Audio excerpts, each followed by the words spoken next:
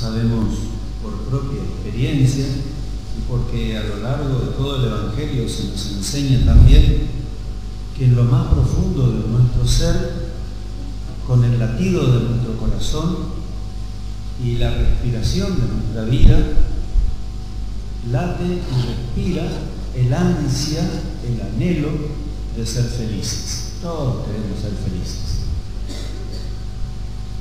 Aunque no todos utilizamos el mismo camino para alcanzar la felicidad. Ese anhelo que late en nosotros, inclusive a pesar de nosotros, es decir, aunque no querramos buscar la felicidad, la buscamos lo mismo, porque está en el orden de nuestro ser. Como camino hacia esa felicidad aparecen, podríamos decir así, en la vida humana tres grandes trascendentales. ¿Trascendentales qué quieren decir? ¿Qué quiere decir? Para ser felices nosotros tenemos que ir más allá de nosotros mismos, porque en el egoísmo no está la felicidad. Tenemos que trascendernos y tenemos que trascender las realidades meramente materiales, traspasando y trasvasando a nosotros mismos y a esas realidades materiales para acceder a algo más grande, infinitamente más grande para nosotros los cristianos. Buscamos indefectiblemente lo bello en la vida, la belleza, y Jesús nos enseñó en qué consiste la belleza. Buscamos lo bueno, porque a través de lo bueno nuestra vida se deposita concretamente en esa felicidad, y buscamos lo verdadero como una tensión hacia esa felicidad. En la medida en que alcanzamos lo bello, lo bueno y lo verdadero en nuestra vida y nos acercamos y pasamos por ese camino, alcanzamos en cierta medida la felicidad. Jesús vino desde la eternidad de Dios, asumiendo nuestra condición para enseñarnos concretamente, por eso se encarnó, concretamente en qué consiste la belleza, lo bueno, lo bello, lo bueno y lo verdadero. En este Evangelio aparece lo verdadero simbolizado como la luz.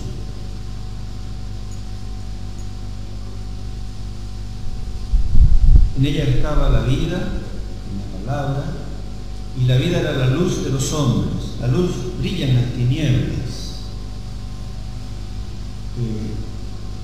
Esta luz, que para nosotros es la verdad, y si ustedes se acuerdan, en el Evangelio Jesús nos enseñó que la verdad nos va a hacer libres, porque necesitamos acceder a lo verdadero para movernos. El hombre necesita claridad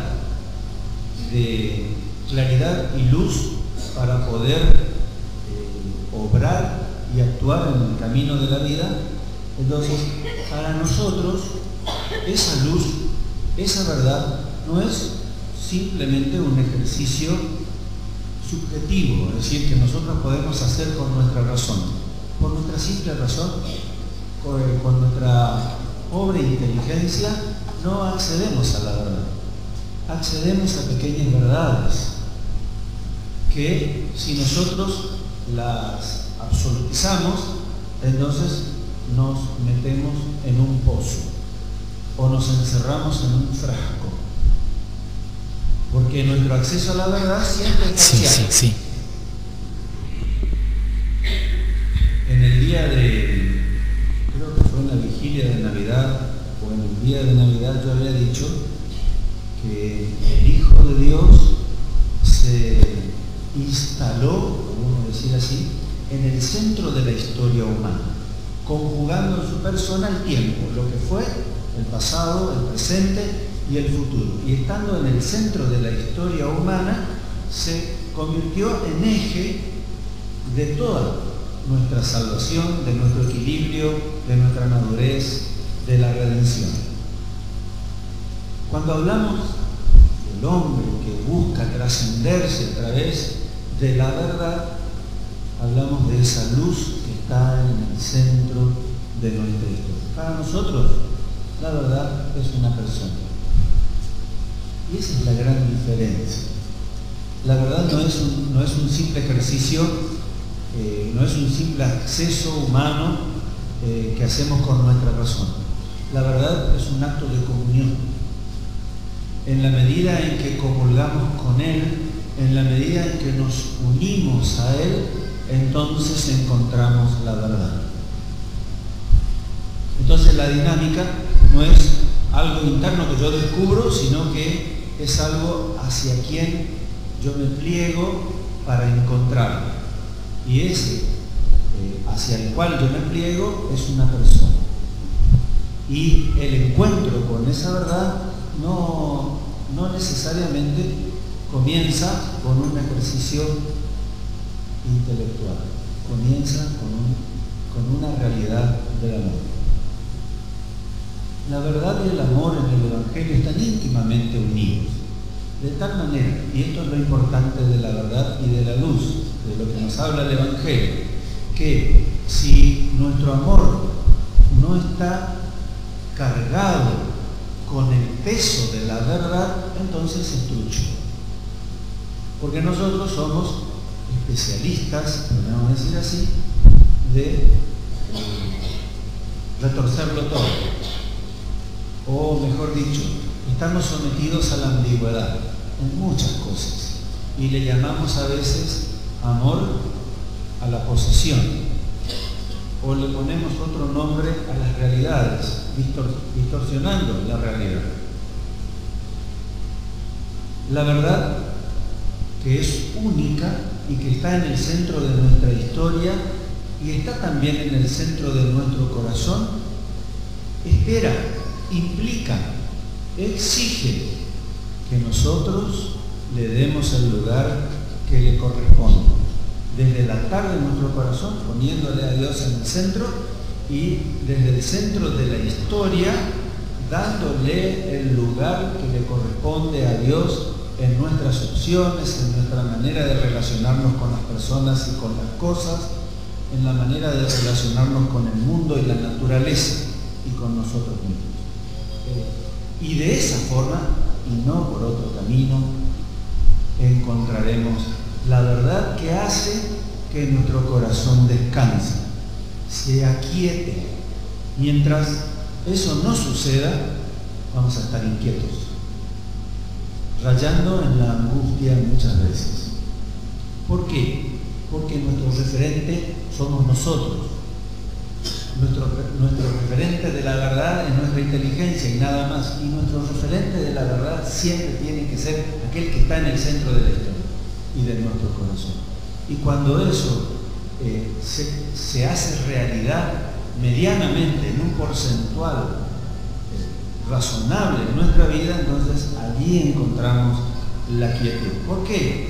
Porque nos apoyamos en Él, no en nosotros. San Bernardo decía, la verdad es la humildad. Y tenía mucha razón. Porque justamente en esto consiste la humildad. Según el Evangelio, la humildad es depender de Dios. Es todo lo contrario a emanciparnos de Dios, sumergirnos, apoderarnos de nuestra propia vida, refugiarnos en lo que podemos aprehender con H intermedia de la vida y acapararlo todo. La humildad es lo contrario, es abrirnos, dejar de ser dueños de nuestra propia vida, tratar de mirar con ojos de fe lo que Dios hace y quiere para nosotros, obedecerle humildemente, llevando a las manos lo que Él nos pide, y entonces de esa forma accedemos a la luz. Dice el Evangelio, vino a los suyos, la luz, la verdad, la palabra, vino a los suyos y los suyos no la recibieron. La mente humana, el legalismo, aquel que cree que puede apoderarse de la felicidad, que puede apoderarse de su propia vida, aquel que con su ansia de poder quiere aprehenderlo todo y se olvida de Dios, teniéndolo como un complemento y como un accidente o como alguien a quien uno hace un taxi para recuperarse y después lo vuelve a sacar del centro de su historia. La luz está allí y nosotros tenemos que acceder a ella. Y no olvidemos que accedemos a esa luz a través del camino de una comunión personal.